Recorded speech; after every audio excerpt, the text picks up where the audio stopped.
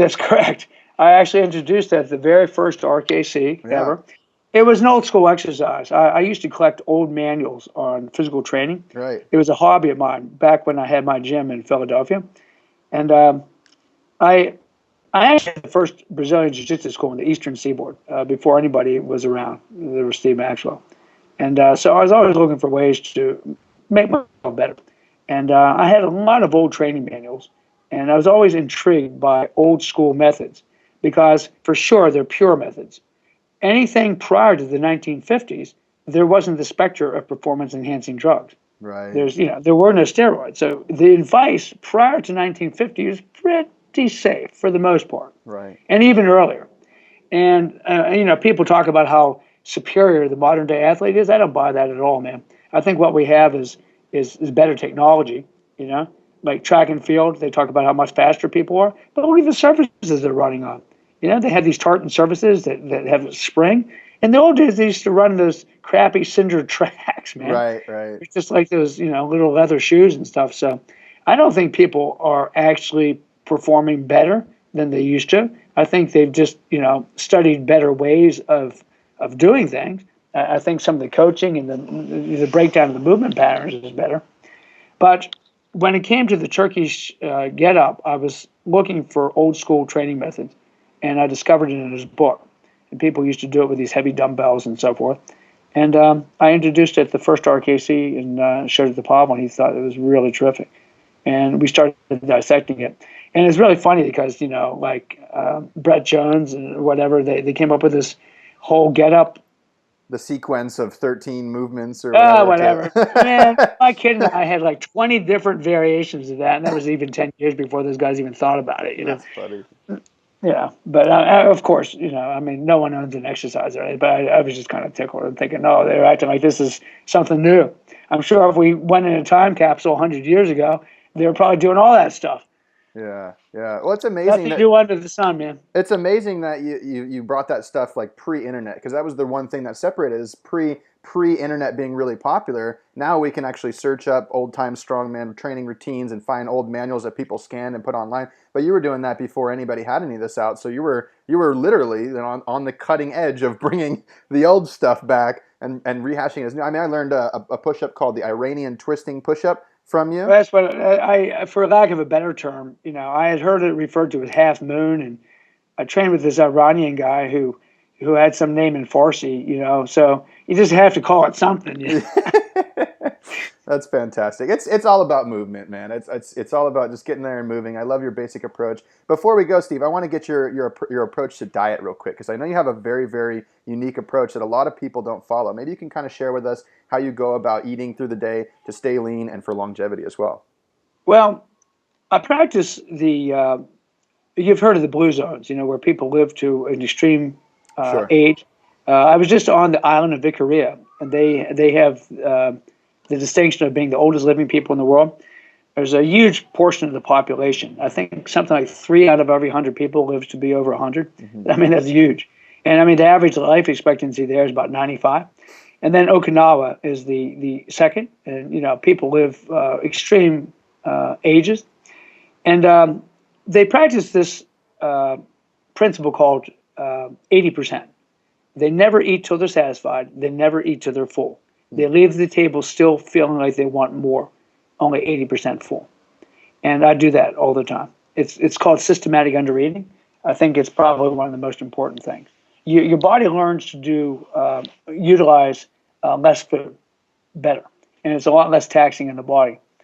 A lot of folks don't realize that digestion takes a lot out of you. It takes a lot of energy just to digest your food.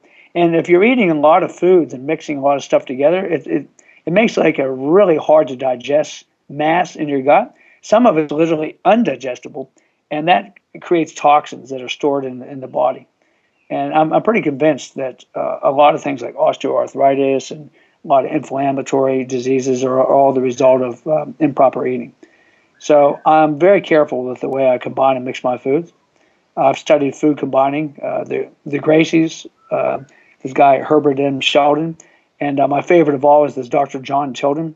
These are guys that did tons and tons of experiments with thousands of people, using fasting and properly combined diets to produce tremendous health results, even curing so-called incurable diseases back in the day. And in a nutshell, it's basically a fruit-based meal, a starch-based meal, and a protein vegetable-based meal. And I can mix those any way I want. This morning I had a protein-based meal with vegetables and salad. And for lunch, I just had these real simple whole grain crackers. Germany is famous for their crackers. They have all these really awesome ones that you can't find. And then tonight I'm going to have some blueberries and raspberries with maybe a couple tablespoons of berries and cream for like a little nice little supper. Simple. Yeah, it's My body simple. can digest it. I feel great. You stay lean. I'm able to stay pretty much under 8% body fat year round. Sometimes as low as 6. So occasionally I'll start to put it on the feed bag, like everyone does. And so I'll fast. I'll just fast for a day or two, let my body feast on stored body fat. I think fasting is extremely good. Anytime I feel ill or sick, I just won't eat for a day or so. I try to do a fast every year for at least a week. I think it's extremely beneficial to clean the body. And people, especially in the United States, have a real fear of hunger. They fear it. It's put in their heads by misguided but well-meaning mothers, Oh, you got to eat. You got to keep your strength up. You got to eat something. The poor kid's throwing his guts up and should be absolutely fasting. And, people are trying to feed the person, not realizing that his body's rejecting food for a reason. He needs just to cool out for a while and just chill, not eat anything. So, there is a fear. People are just so afraid of being a little bit hungry. But the ironic thing is, most people have never really experienced true biologic hunger. Yeah. I have. I've gone up to 14 days without food. Believe me, I know what real hunger is, man. Towards the end, you really start to feel what real hunger is all about. But usually the least little tummy rumbling, and people have to feed. And some of these diets, that people are eating every 2 or 3 hours, that's insane, man. You just, like this nonstop, never-ending digestion. The people think that the digestive organs just can go and go and go forever, but hey, they need to take some downtime and rest too. And you're just overburdening the digestive system with that kind of stuff. So yeah, sometimes I'll have 2 meals a day, sometimes 3. Yeah. But usually 4 or 5 hours apart. Real simple. Starch, fruit, or protein. That's fantastic. And protein and vegetables. Yeah. It's simple. It's simple because so many people don't think about food combining at all. It's actually rare that I hear anybody talk about food combining, and it makes a lot of sense from a digestive perspective alone. Like if you put 2 different things that require 2 different juices to digest, you're just going to make the whole process a lot more challenging. And some things digest very quickly, and some things digest very slowly. Sure. So let's say you're taking something like watermelon, which digests pretty quick, and you have that for dessert. Well, it's going to be delayed. Let's say you've had a steak and potatoes and salad and maybe something else. Now you're eating watermelon. What's going to happen to that watermelon is it's just going to sit in there and it's going to ferment, and you get these fermentation, and then you're going to get gas and indigestion and just all sorts of foul-smelling stool, and your whole gut is going to be in a lot of distress. But I mean, people do this kind of crazy stuff all the time. And of course, mixing all these different foods together, I call it a crowded nutrition. You just overstimulate the taste buds. You just want to eat more and more and more because it tastes so delicious. So when you're just eating 1 or 2 things in a meal, maybe at most 3, you have a lot less tendency to overeat. Yeah. You pretty much eat what you need, and you just know when to stop. Yeah. But when you're mixing it, especially if you're having like a real sweet dessert, ice cream or cake or cookies or something at the end of the meal, I mean, it's just an invitation to just overdo it, overeat it. Yeah, that's an interesting perspective because I know that if I think back on myself, I'm kind of an eater, and I tend to think about, why would I overeat something? It's always because, like you said, it's adding that other group in the mix. Like if I just eat meat and vegetables, which is a pretty common meal for me, I'm not going to overeat that. But it's really hard to overeat meat and vegetables. Let me add some potatoes to the mix or something like that. Next thing you know, I'll feel kind of full afterwards, and it's probably because I added that into the mix as well. So Yeah, and then people are eating bread on top of that, or dinner rolls, right, and and the cake well, afterwards. And oh, but don't you want the pizza pie dessert? And it's like, oh my God! Next thing you know, you're just sitting there with your pants half undone, laying on the couch, and your belly's hurting, and you're belching and farting, and you wonder what the hell is going on here. That's hilarious. Well, Steve, I always have one question that I ask people, and the last question. I'm excited to ask you this question because you have so much experience in the health and fitness world. You're a successful guy with your nutrition, with your exercise programming. You're traveling all around the world teaching people all this stuff. What's your secret to success? I had to think there for a second. Yeah, that's fine. I think it's a genuine passion. I do this Yeah. because it's what I really like to do. When I was a young kid, I can remember all the fathers in my neighborhood saying, "Oh my God, I got to go to work. I got to go to work," or they'd be really moaning and complaining when Monday morning would roll around. I can remember my dad as a kid saying, Steve, I can't wait to get out of bed so I can go to work in the morning. I really love my job." And I made it my mission right then and there. I was going to do something that I really, really like to do. And I think if you do something that you love to do, the money and all the other stuff will always be there.